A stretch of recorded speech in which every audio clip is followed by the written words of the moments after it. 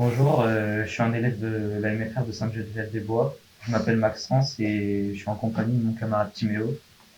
Et aujourd'hui, on va interviewer Maëva. Bonjour, pouvez-vous vous présenter? Bonjour, je m'appelle Gwyn Maeva, j'ai 27 ans et je viens de Montargis. De quel type de handicap êtes-vous atteint? Alors, je suis sourde profonde, notamment implantée depuis peu.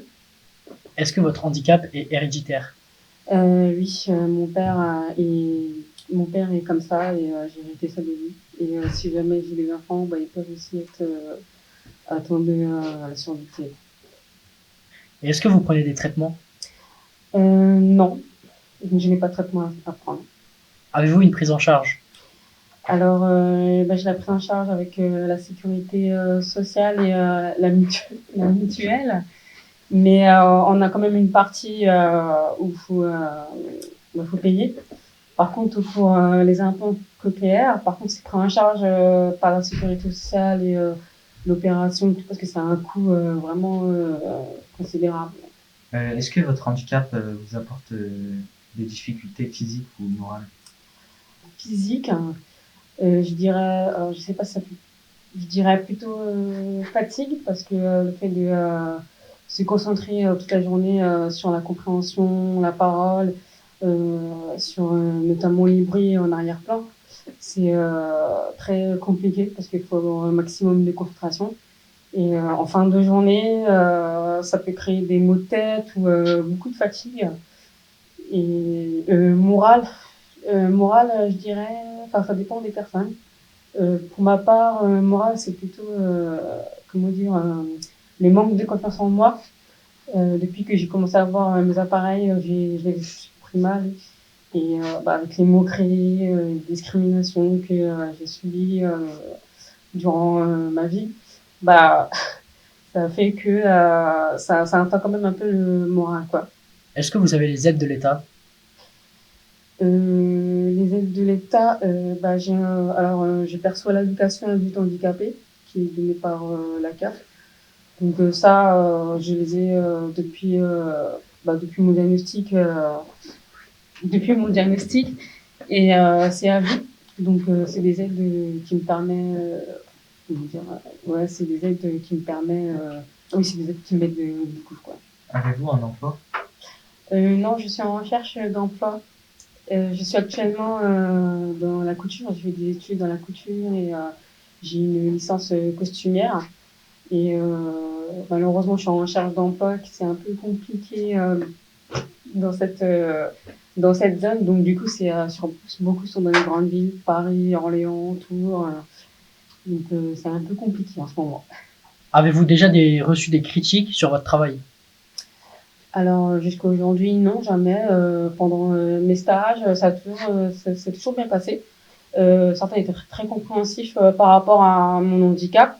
Et quand je leur expliquais, ben voilà, il faut se mettre devant moi, quand vous voulez me dire quelque chose et que je suis de dos, bah me taper dans l'épaule pour communiquer.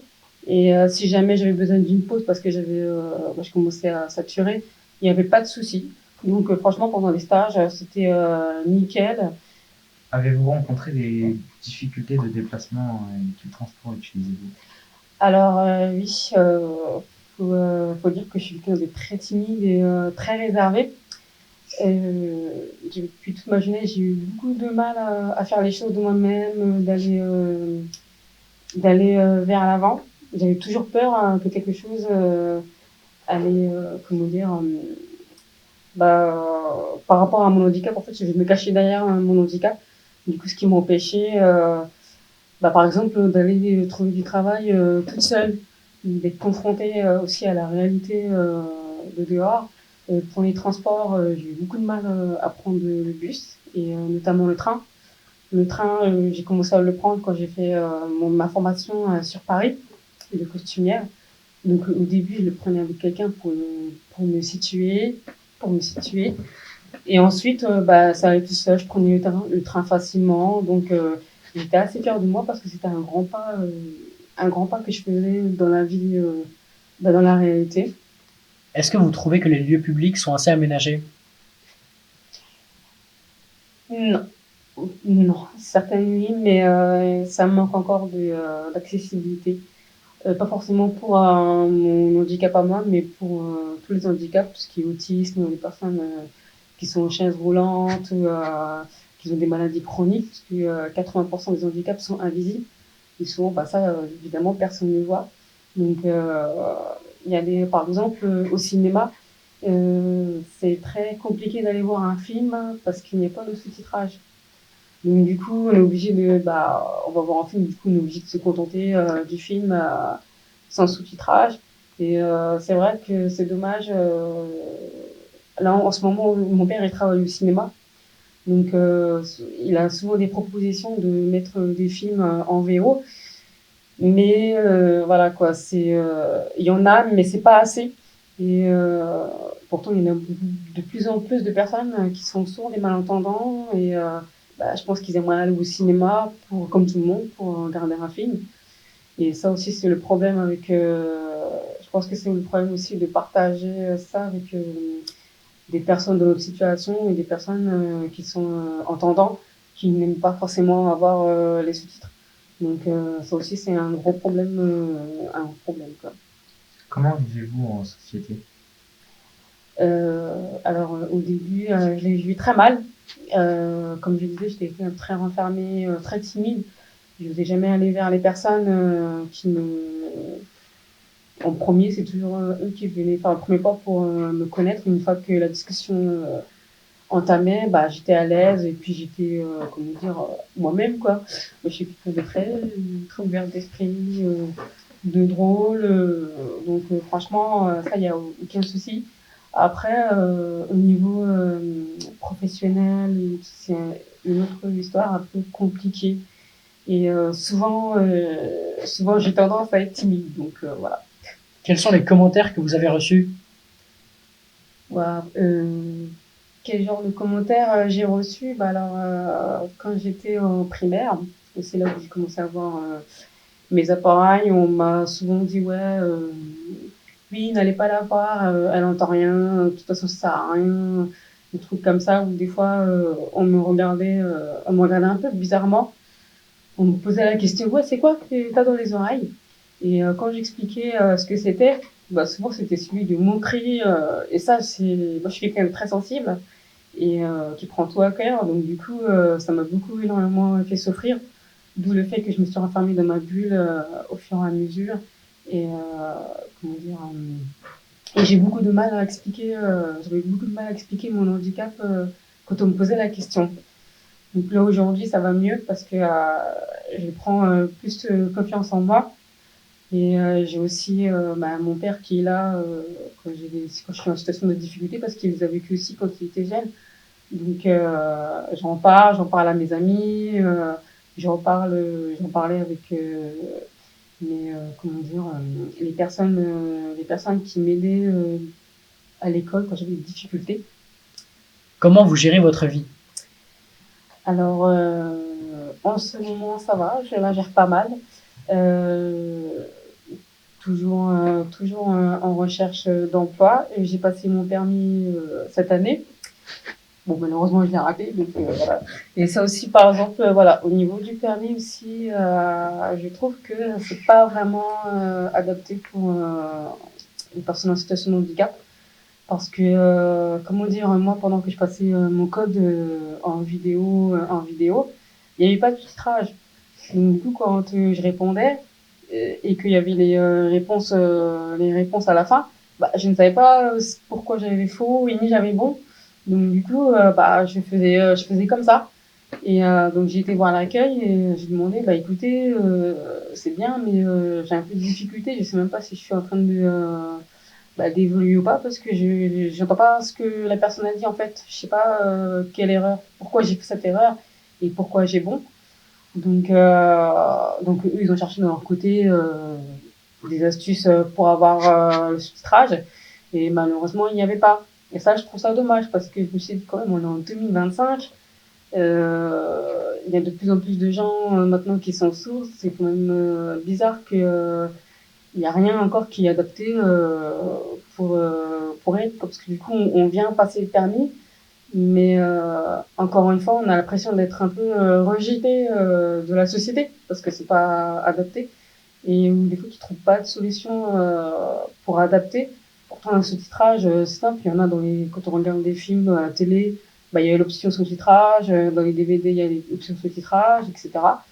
Donc, ça a été un peu compliqué. J'ai dû me débrouiller toute seule pour avoir accès à un sous-titrage pour pouvoir faire correctement mon code. J'ai mis un an à l'avoir, donc personnellement pour moi c'était très compliqué le code.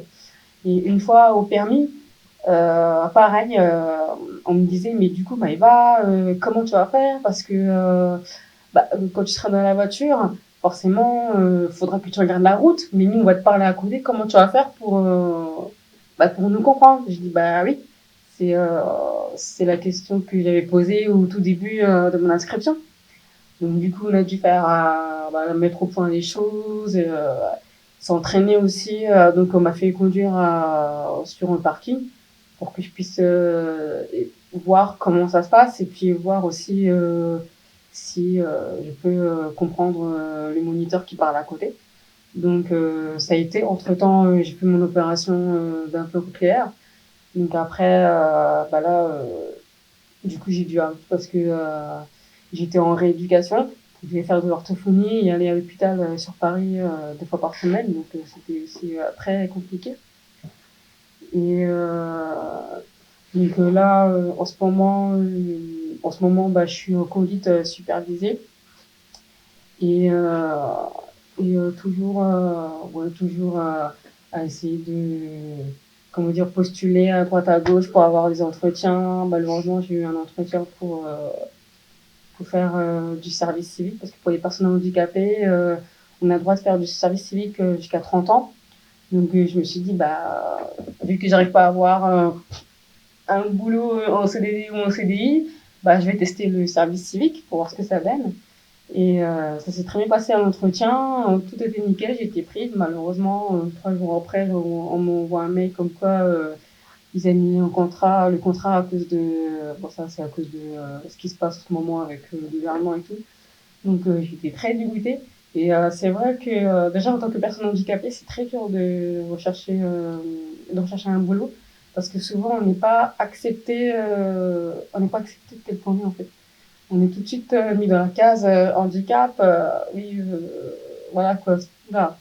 Donc ça aussi c'est très dur, on est face aussi à la discrimination par rapport à ça. Et du coup on se sent un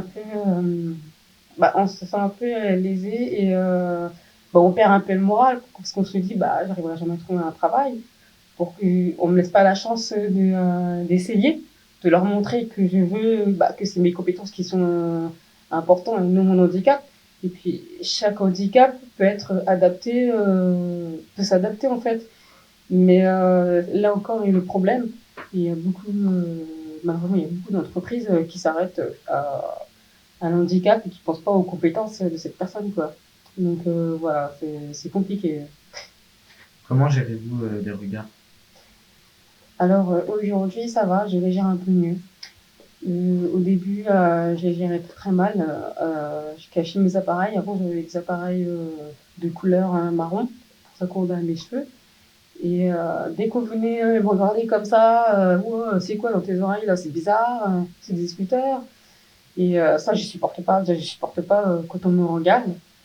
Et au fur et à mesure, déjà en vieillissant et puis en grandissant, on se pose des questions, on se dit mais de toute façon, je vais rester comme ça à vie.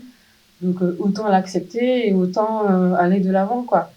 Et là, pour mettre les choses, c'est dire, comment dire, en avant, j'ai choisi une couleur d'appareil un peu plus claire pour déjà m'aider à les assumer et, euh, et accepter aussi cet handicap.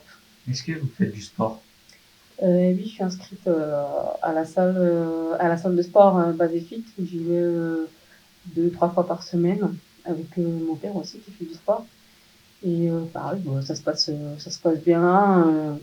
Là, j'en ai rien à faire. Enfin, les gens qui me regardent en mode ce là, c'est quoi ce truc chelou qu'elle a dans ses oreilles. Maintenant, je m'en fiche, je suis dans mon truc. En plus, ce qui est bien, c'est que vu que c'est en Bluetooth, et ben, je peux me connecter sur mon téléphone. Donc, du coup, j'ai la musique dans les oreilles. Donc, des fois, quand bah voilà, j'ai la musique dans les oreilles, et, bah, il y a des personnes qui veulent me parler et je réponds pas. Je dis, mais qu'est-ce qu'elle a? Ah non, c'est rien parce que j'ai la musique dans les oreilles. Ah bon, trop cool et tout. Donc, moi, ça va, je suis dans mon truc, alors, donc, voilà. Et est-ce que vous avez des loisirs? Oui, alors, bah, j'ai le loisir principal, j'aime coudre. Euh, Comment dire, bah, j'ai un site sur TikTok et puis sur Instagram.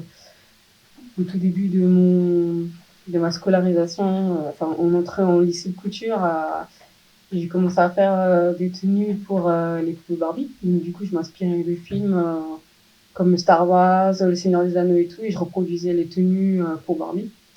Puis d'ailleurs, j'ai fait un exposé à mon lycée et qui j'étais très contente. Et bah, j'aime la musique, j'aime beaucoup le côté artistique, tout ce qui est fait main, les bricolages, tout ça. Donc ouais, j'ai beaucoup de loisirs. J'aime bien aller dans les musées. Qui c'est qui vous a inspiré?